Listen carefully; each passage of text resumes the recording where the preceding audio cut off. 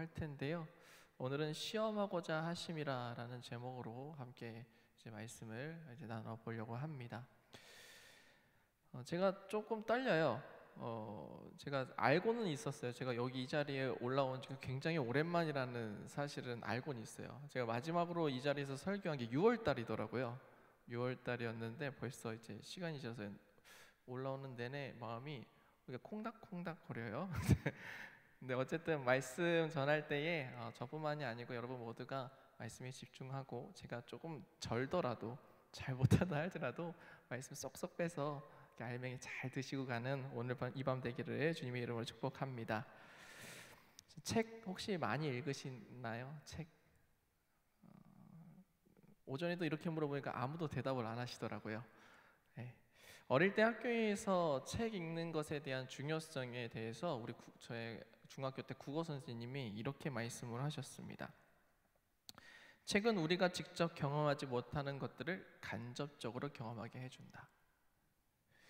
짧은 시간에 많은 경험을 하고 싶다면 책을 읽는 것이 가장 효율적일 것이다 라는 이야기를 해준 적이 있습니다. 책은 우리에게 시간적, 공간적 제약을 넘어서서 직접 경험하지 못한 세상을 만나게 해주는 좋은 통로다라고 이야기해 주셨죠. 굉장히 효율적이라고도 말할 수 있을 것 같아요. 그런데요, 책으로 오는 간접적인 경험보다 더 특별한 건 뭐예요? 사실은 직접적으로 경험하는 게 가장 좋아요. 아무리 음식을요, 맛있는 음식을 요리책으로 본다 할지라도요, 직접 먹어보지 않으면 사실 모르는 거잖아요. 직접 경험한 것을 절대로 이길 수는 없죠. 책으로만 잔뜩 지식 아는 사람하고 직접 경험해서 아는 사람하고 대화 나누면은 누가 더 정확하겠어요? 직접 본 사람이 훨씬 더 자세하게, 훨씬 더 생기 있게 설명할 수 있을 겁니다. 작년에 제가 얼떨결에 이제 튀르키예, 터키죠. 터키에 다녀왔었는데 우리 교회도 다음 주에 출발을 합니다. 몇몇 분이 터키 이쪽에서 이제 성지순례를 떠나게 되시는데, 제가 사실은 막 그렇게 외국 나가는 거, 성지순례 가는 거를 막 그렇게 막 귀하게 생각하거나 막 이렇게 특별하게 생각하지를 않았었어요. 저도 작년에 처음 갔다 온 건데 갔다 오자마자 생각이 바뀌었어요. 제가 신학교 다니면서 가장 관심이 있었던 게 역사신학이었습니다. 역사에 워낙 관심이 많았어가지고 역사신학 관련돼서는 열심히 수업을 들었던 기억이 나요. 그래서 대부분은 잘 알고 있다라고 생각을 했거든요. 근데 막상 가서 직접 보니까 바울의 전도지들이라든가 그 외의 초대교회들이라든가 뭐 요한계시록의 7개의 교회라든가 그런 거를 직접 보고 경험하고 난 뒤에는 마음속에 무언가가 달라지는 거예요. 그 느껴지는 무언가가 다르다라는 것을 알게 되었습니다. 바울이 설교했었던 자리라든가 거닐었었던 거리라든가 이런 것들을 직접 보면서 내가 알지 못했던 부분들이 열리는 그런 느낌을 받았습니다. 간접적으로 경험하는 것보다 직접 보고 직접 만지고 직접 체험하는 게 더 좋습니다. 이거는요, 신앙생활도 크게 다르지 않습니다. 우리의 신앙도요, 우리의 믿음 생활도요, 체험을 해야 합니다. 경험을 해야 돼요. 그렇게 되는 여러분 되시기를 주님의 이름으로 축복합니다. 성경이 우리에게 가르치는 그 말씀은 생명력이 있어요. 능력이 있습니다. 그리고 그 능력은 우리로 하여금 주님을 만날 수 있도록, 주님의 손길과 주님의 음성을 들을 수 있도록 도와주지요. 수많은 말씀들이 선포되어질 때 그런 역사들이 나타나기를 주님의 이름으로 축복합니다. 직접적으로 경험해야 돼요. 간접적인 신앙생활에는요, 한계가 있습니다. 지식적으로 배우는 것, 모양적으로 하는 것, 이런 것들은 분명한 한계가 있어요. 하나님께서 내 심령을 두드리고 내 심령을 찾아오 주시고 만지시고 직접 말씀해 주시고 깨닫게 해주는 그 은혜가 있어야지만 진짜 신앙생활이라고 말할 수 있을 것 같습니다. 오늘 말씀에서는요, 우리가 잘 알고 있는 말씀이죠. 바로 이 오병이어 기적의 말씀이 기록되어 있습니다. 이 오병이어의 기적은요, 사복음서 모두에 기록될 만큼 이 네 명의 이 저자들이 매우 중요하게 생각한 사건이었어요. 여러분, 오병이어 사건을 어떻게 기억하십니까? 보통 어떤 이미지를 갖고 계세요? 보리떡 5개, 물고기 2마리, 그쵸? 오병이어니까요. 그리고 무엇이 기억나십니까? 5,000명을 먹이셨다. 그리고 또 무엇 더 나아가서 뭘 기억하십니까? 어린아이의 헌신. 보통 이렇게 기억을 해요. 그렇다면 한 가지 더 질문을 던져보겠습니다. 오병이어의 이 사건 가운데 몰려들었던 이 5,000명의 사람들, 왜 모였을까요? 말씀 들으려고. 보통 우리가 이렇게 알고 있어요. 우리는 예수님께서 그 5,000명을 말씀으로써 가르치셨다라고 알고 있어요. 맞습니다. 말씀에는 분명히 주님께서 5,000명의 사람들에게 말씀을 가르치셨다라고 되어 있는데요, 사복음서를 살펴보면요, 딱 한 군데만 말씀을 가르쳤다고 기록되어 있고요, 나머지에는 더 다른 것을 조명하고 있어요. 그게 무엇이냐? 병 고침이에요. 사복음서를 다 비교를 해보면요, 어떻게 기록되어 있는지 보니까 마가복음과 누가복음에서는요, 가르침에 대해서 언급은 하긴 하는데 더 자세하게는 마가복음만 가르쳤다고만 얘기하고, 정확히 마태, 누가, 요한에서는 병 고침을 더 특별하게 얘기합니다. 그러니까 이 5,000명의 사람들이 몰려든 거는요, 예수님의 말씀을 듣기 위해서 몰려든 것도 있지만 엄밀히 따르자면 이들이 찾아온 이유는 병 고침의 그 은혜, 기적을 경험하기 위해서, 은혜를 입기 위해서 예수님 앞으로 나아왔다라는 거예요. 그게 더 명확하겠죠. 분명히 사복음서에 그렇게 보니까 기록이 되어 있거든요. 마태복음에 보니까 큰 무리를 보시고 불쌍히 여기셔서 병을 고치셨다라고 기록되어 있습니다. 그 외에도 요한복음의 말씀에도 병 고침을 보시고 무리들이 따라 들었다라고 기록하고 있어요. 그러니까 가르침에 대한 초점보다는 뭐에 초점 맞춘 거예요? 이 사람들이 병을 고침받고 싶은 거예요.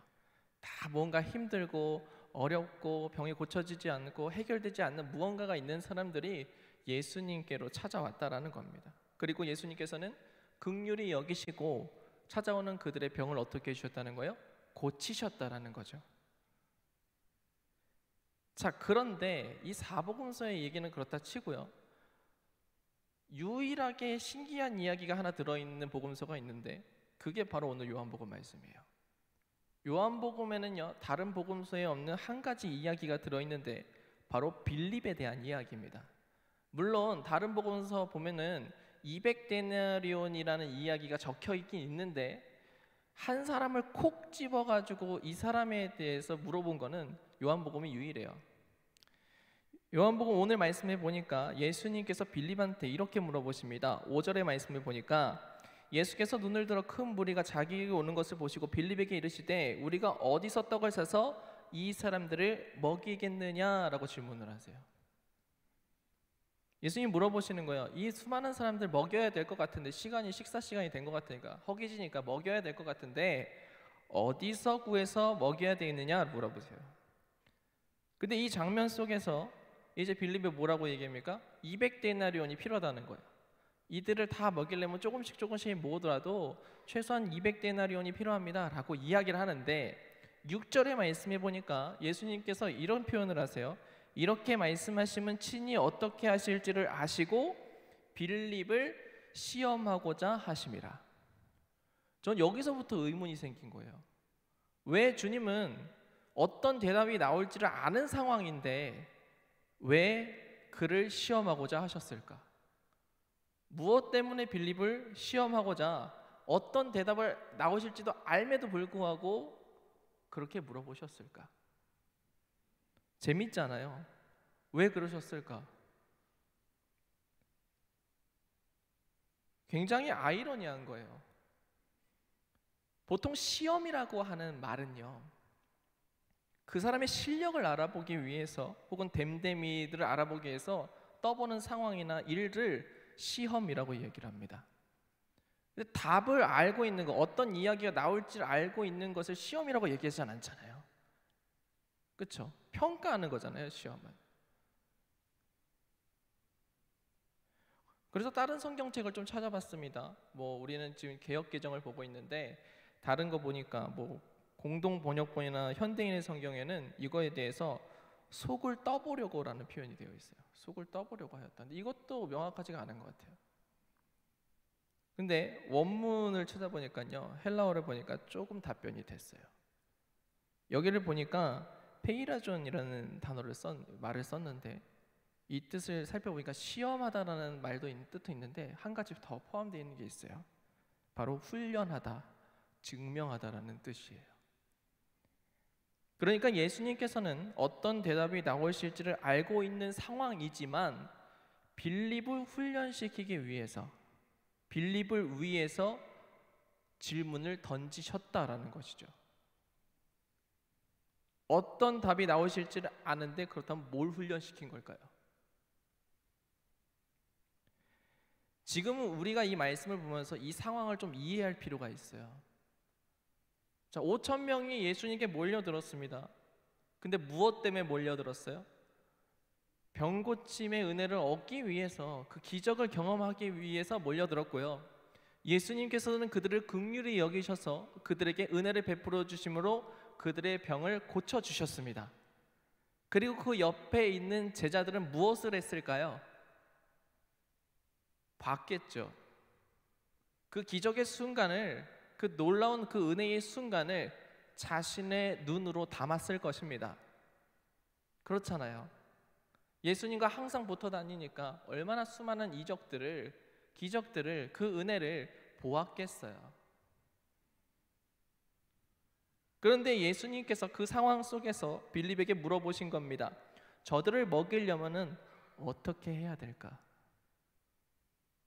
근데 빌립의 대답은 어떤 대답이었습니까? 현실적인 대답이었어요. 어떤 이상적인 대답이 아니라 현실적인 대답이었다고요. 근데 주님은 이것을 당연히 알고 계셨다라고 말합니다.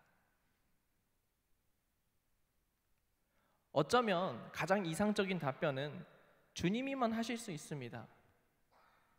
뭐 주님만이 아십니다. 뭐 이렇게 답변을 했으면 가장 이상적인 답변이 됐을 수도 있어요. 근데 빌립은 뭐라고 이야기했습니까? 200데나리온이 필요합니다. 불가능하다는 거죠. 수많은 이적을 그 눈에서 봤음에도 불구하고 빌립의 대답은 뭐였다는 거예요? 현실적인 답변이었습니다. 예수님이 물어봐요. 어디서 구해야 될까? 어떻게 해야 될까? 물어볼 때에 빌립의 대답은 뭐였다고요? 현실적인 답변이었습니다. 이 현상은 빌립에게만 나타나는 현상이 아니에요. 인간 모두에게 나타나는 아주 평범한 현상입니다. 왜요? 우리는 눈에 보이는 것, 상식적인 것을 의존하면서 살아가는 사람이기 때문에 그래요. 세상 속에 매여서 세상의 규칙과 세상의 상황들에 매여 있어서 거기서 말하는 상식적인 답변을 하면서 살아가는 인생이기 때문에 그렇습니다. 기적을 수많은 것을 봤음에도 불구하고, 행해지는 것을 보았음에도 불구하고 우리의 인생은 여전히 어디에 매여 있는 거예요? 세상에 매여 있는 거예요. 우리의 삶에 이적이 나타나면, 기적이 나타나면, 하나님께서 은혜를 베풀어 주시면 우리는 이것이 계속 갈 거라고 생각하지 않습니다. 그저 단순한 운이었다라고 생각하는 사람들도 있고요. 잠깐 나타나는 현상이라고 생각하고 예전 모습과 그 습관으로 돌아간다는 것이죠. 그리고 그 현상에, 예전의 현상에 더 마음을 쏟습니다. 더욱이 내 삶 가운데 나타나지 않고 제3자로서 바라본 이적이라면, 그 은혜라면 더욱더 그렇겠죠. 우리가 신앙생활하는 가운데에 얼마나 많은 말씀을 듣습니까? 여러분, 말씀에는 능력이 있습니다. 믿으십니까? 생명이 있습니다. 그 말씀의 능력과 생명이 우리 삶에 나타나야 되거든요. 그거 왜 안 나타나냐는 거예요.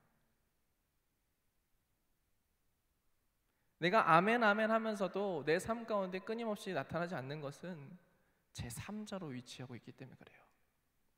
당사자가 아니라, 그 사건에 들어가 있는 사람이 아니라 밖에서 그냥 바라보고 아, 좋은 거네, 아, 그런 거네. 빌립도 그랬던 거죠. 옆에서 수많은 이적들을 봤습니다. 근데 자신의 일이 아니에요.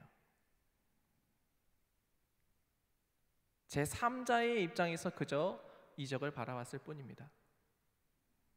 그런데 예수님께서는 이러한 빌립에게 질문을 던지세요. 이게 중요한 거예요.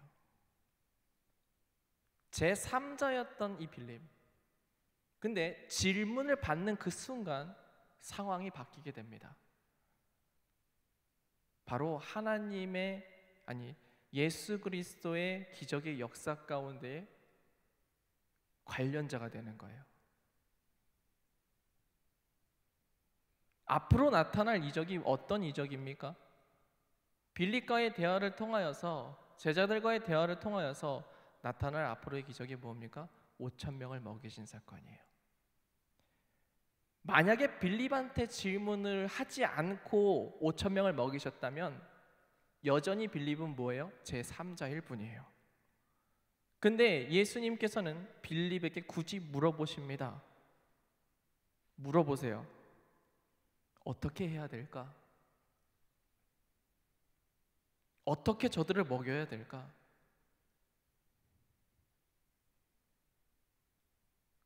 빌립이 대답한 200데나리온이 있어야 됩니다라는 그 말은 결과적으로 봤을 때에, 5,000명을 먹이신 뒤에 결과적으로 봤을 때에 믿음 없는 답변이었어요. 근데 그 믿음 없는 답변을 이끌어신 주님 때문에 뭘 발견하게 되는 거예요? 자신의 믿음 없음을 발견하게 되었다라는 것이죠. 이해가 되십니까? 주님께서 물어보지 않으셨으면, 주님께서 그 삶을 터치하지 않으셨으면, 그 사람의 심령을 건들지 않으셨으면, 만지지 않으셨으면 그저 제 3자로서 놀라운 것을 본 것뿐이에요. 그런데 예수님께서 어떻게 하신 겁니까?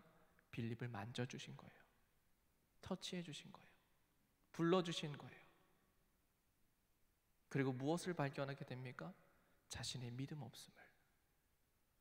수많은 이적들을 바라봤음에도 여전히 나는 믿음 없음을 몰랐는데 예수님께서 어떻게 하신 겁니까? 그를 초대하신 거예요.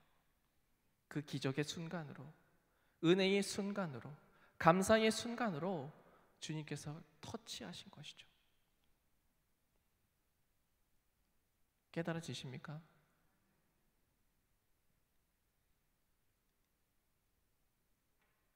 이것이 예수 그리스도의 은혜인 줄 믿으신 여러분 되기를 소원합니다. 내 삶에 이적이 나타나는 것만큼이나 조금이라도 연결되면요, 인생이 바뀌어요. 빌립이 그저 오병이어를 지나갔다면 여전히 제3자였을 것인데, 그런데 빌립은 예수님의 질문으로 말미암아 오병이어 기적의 그 중심 속으로 들어갈 수 있게 되었습니다. 그 믿음 없음, 연약함, 그 부족함을 깨닫게 되는 놀라운 사건으로 변모된 것이죠. 제3자의 사건이 아니라 그 질문으로 빌립은 오병이어 기적의 순간에 중심에 도달할 수 있게 된 것입니다. 그 역사의 중심으로 주님은 초대하신 거예요. 사랑하는 성도 여러분, 이런 주님의 초대 가운데에 응답할 수 있는 여러분 되시길 주님의 이름으로 축복합니다. 초대받기를 소원해요. 하나님 말씀 가운데 초대받으시고 그 하나님의 음성 가운데에 내가 있기를 기도하기를 소원을 합니다. 우리가 얼마나 수많은 말씀 가운데 살아갑니까? 그런데 여전히 제3자로 바라보는 인생들이 있다는 것이죠. 그것이 아니라 우리가 정말로 간구해야 되는 것은 무엇입니까? 주님, 그 말씀을 통하여서 나를 깨닫게 하여 주시옵소서. 나를 만져 주시옵소서. 은혜로 들어가게 하여 주시옵소서. 그리고 무엇을 알게 되는 겁니까? 내 삶에 적용이 되는 거예요. 생명이 되고 은혜가 됨으로 내 삶이 어떻게 돼요? 변화되는 거예요. 빌립은 이 순간을 통하여서 한 발자국 더 믿음으로 나아가게 됩니다.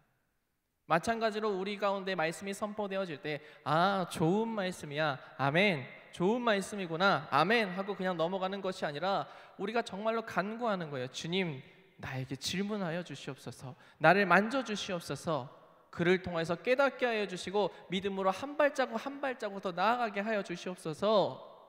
그럴 때 내 삶이 어떻게 되는 거예요?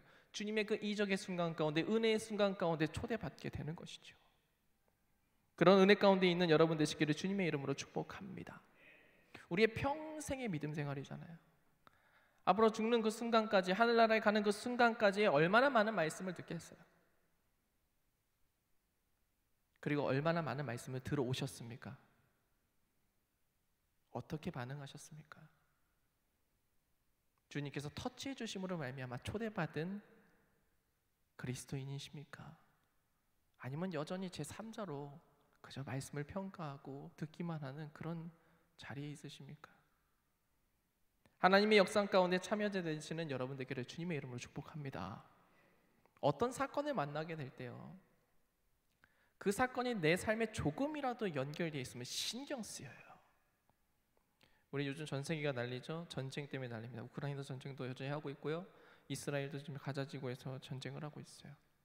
걱정되죠. 신경 쓰여요. 근데 그 신경이라는 것이 그렇게 크지 않습니다.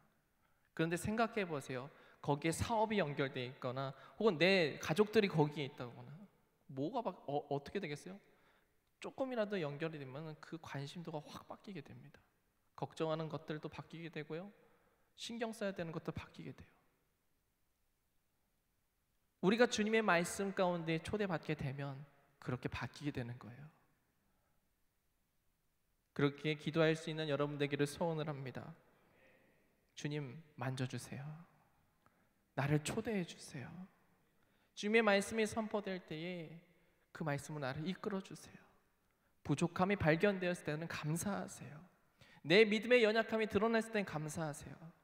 내가 초대받았구나.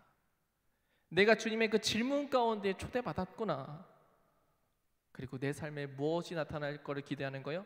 하나님의 역사가, 하나님의 이적이, 하나님의 은혜가 나타날 줄을 기대할 수 있게 된다는 것이죠. 우리의 삶이 그러한 인생 되어야 돼요. 그래야 행복한 인생입니다.